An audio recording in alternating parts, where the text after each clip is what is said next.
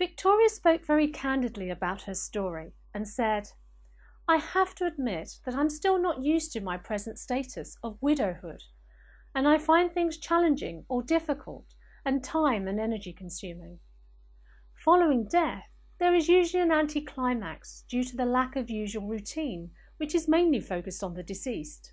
You get phone calls from extended family wanting to know details about how the deceased died and why they were not told of his illness immediately.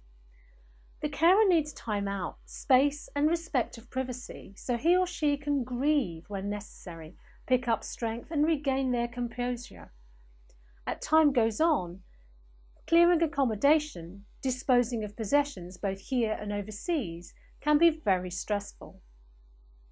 The ask here is what can be done both within the care setting and the community to help the principal carer and loved ones to understand the diagnosis, the complexity of clinical care and the dying process better, and be supported to break bad news well to all the broader and geographically diverse family. Could there possibly be a facilitated discussion with clinicians in the care setting where these details can be explained to the broader family, either face-to-face or via conference call for those abroad, lifting some of the weight off the carer's shoulders? We recognise just how important the family is in providing care and supporting the person who is ill. As a result of feedback from our whole patient and public involvement group, we have decided to assess family distress at regular intervals in our research. We also recognise that families need to communicate well together, and it can be really hard when the news is bad.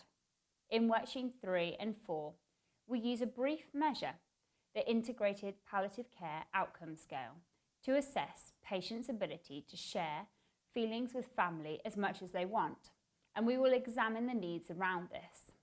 Looking in more detail at ways to support family to break bad news takes us beyond the work of Sea Change. But knowing how important this is, we hope to explore this in a future study, and we will actively seek opportunities to do this.